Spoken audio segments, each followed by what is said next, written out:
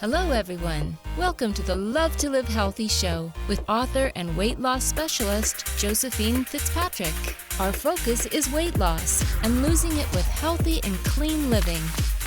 Join us every week to hear answers to questions from our clients all over the world who text and email thousands of weight loss questions daily. Listen and learn how Josephine answers questions to help you lose weight, eat healthy, and feel great.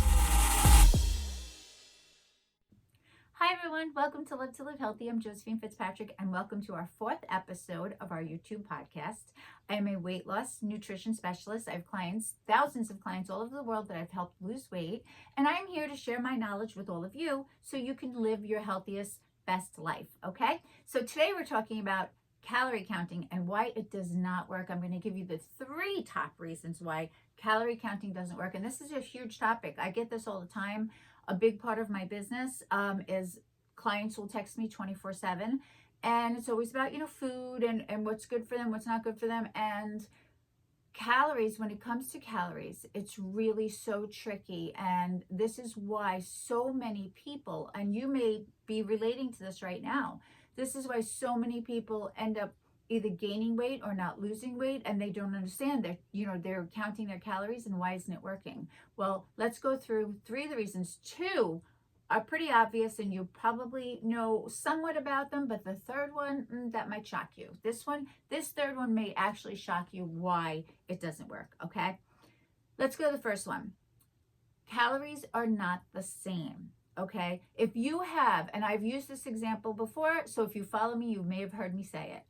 If you have an avocado that's 200 calories and you have a bag of potato chips that's 200 calories, well, they're not going to do the same thing in your body. You're going to gain from the potato chips because that's going to be converted right to fat, but you'll lose with the avocado. Now, that has healthy fats in an avocado that actually helps your body burn fat.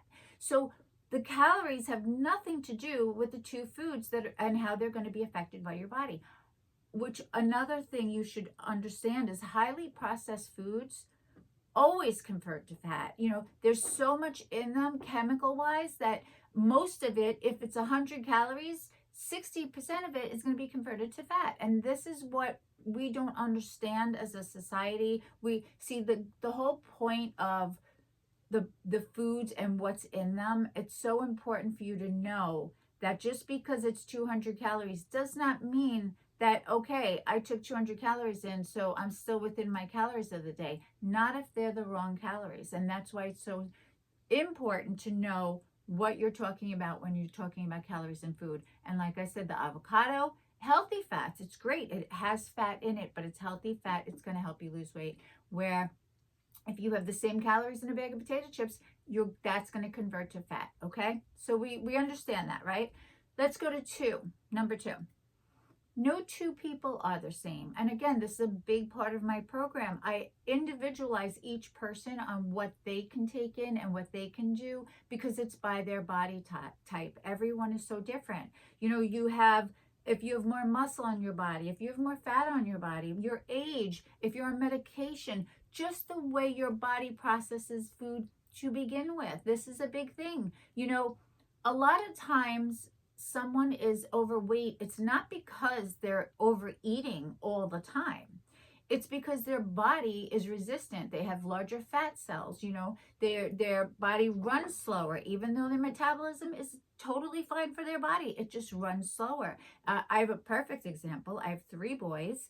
2 of them, the oldest and the youngest, can eat whatever they want. The middle one, from the time he was born, he looks at food and gains weight, so it's definitely all about individual bodies and what your body is capable and how fast it burns and how much muscle it has on it. And even if it has a lot of muscle, how much does that muscle help you in burning the fat? Another thing too is, even if you're eating the same amount, you could have 2 people, like I said, I have the 3 boys and you clearly see the difference in them.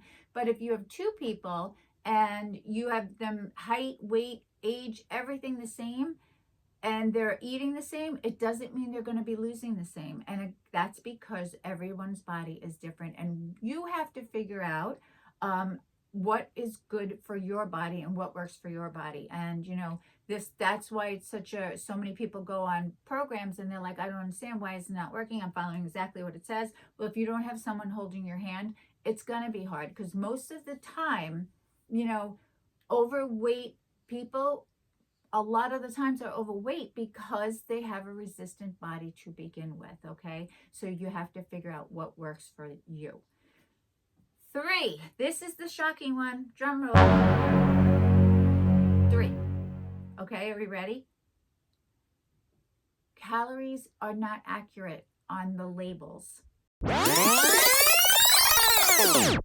Calories are not accurate on the labels. Okay, FDA, they check them, they definitely regulate them, but they're not accurate, and there's no way they can be accurate. We're dealing with agricultural, so every food is going to be different to begin with, but then on top of that, it's almost impossible for them to have it accurate, and they know this. So what does the FDA do? Well, they actually let you be 20% off of the calories. So say you have a snack that's 200 calories, it really could be 240, and it's still within the FDA guidelines. Okay, you could have an entree that's 500 calories. It says it's 500, but it's actually 600, still in the FDA guidelines. There's no way for them to be that accurate, and this is not to fool you. It's really just because it's impossible to be that accurate. It's supposed to be a guide, okay? It's not supposed to be exact. So if you know your calories aren't exact and you're trying to calorie count, you're going by this, you could be taking in 600 to 1,000 extra calories a day, depending on how much you're eating in a day to begin with. So these are really important things that you need to understand, because listen, first you have that all calories aren't created equal to begin with. I mean, you can even say fruit and vegetables. It really depends on where they're grown. It could have more sugar in them. It could have less sugar in them. That has a lot to do with it. So you have the food that you're not sure, which we're talking about number 1 again. The calories are not the same. It's actually what's in those calories that are most important. And like I said, the healthy fat is going to help you lose weight. Processed calories are definitely going to convert to fat. And even if they don't, it's going to take your body longer to process them and lose that, okay, or burn that, okay, because we know that calories are energy. So when I say burn it, it's your body's everyday activity of how much you need that it generally burns without you even doing exercise, okay? 2, no 2 people are the same. You could have 2 of the same exact people and they're going to burn calories very differently within their body. Some run slow, some run fast, some, have larger fat cells. They're just more resistant. This is something that's very delicate, because it can get very frustrating for someone who's trying to lose weight. It's so frustrating that you're trying to do the right thing. You're counting your calories, you're eating, you see other people and you're thinking, well, I eat so much less than them. I hear that all the time. And you do. And I say this all the time. You do.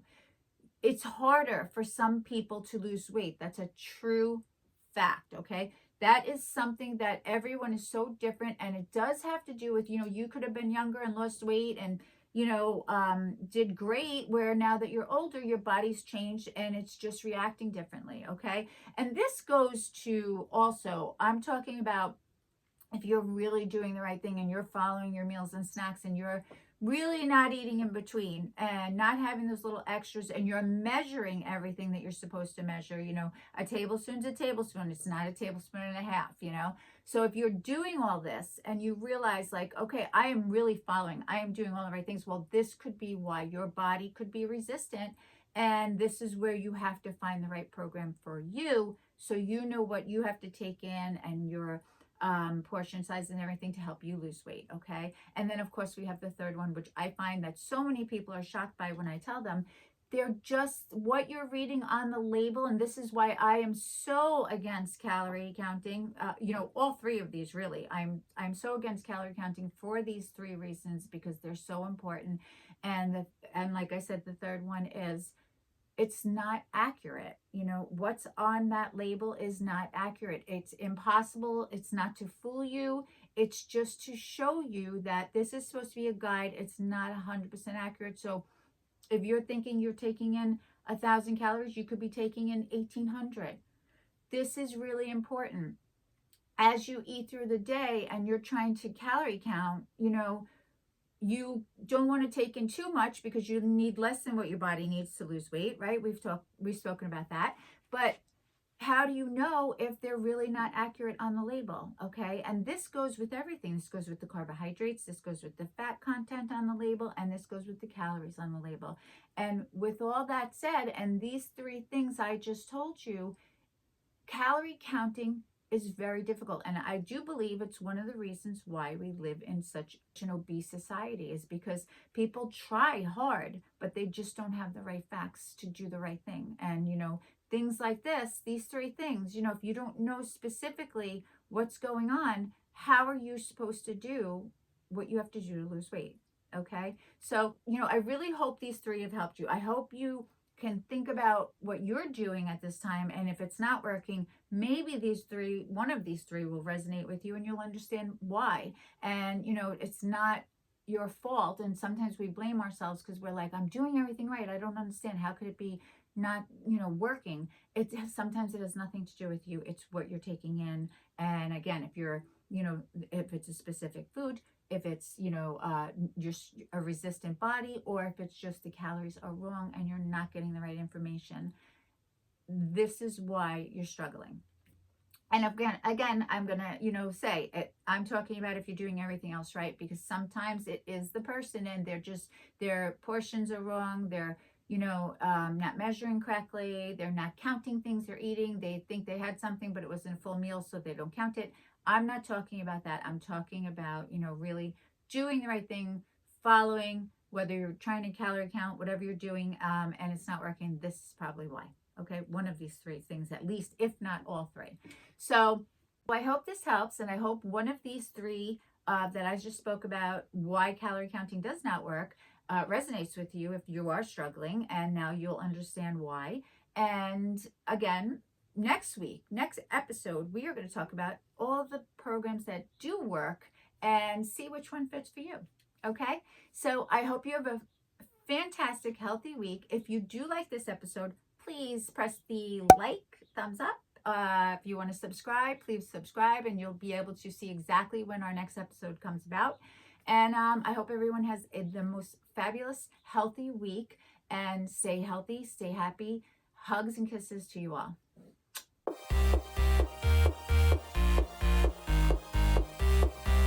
Thanks for listening to Love to Live Healthy with Josephine Fitzpatrick. We hope you'll pass along our web address, innovationweightloss.com, to your friends and colleagues who are looking to lose weight by eating clean and living healthy. Be sure to check out our archives section on our website for previous podcasts. Join us next time for another edition of Love to Live Healthy with Josephine Fitzpatrick. The content in this podcast is not intended in any way as a substitute for professional medical advice, diagnosis, or treatment. Always seek the advice of your physician or other qualified healthcare provider with any questions you may have regarding weight loss or any medical condition or treatment, and before undertaking a new healthcare regimen. And never disregard professional medical advice or delay in seeking it because of something you have listened to on this podcast.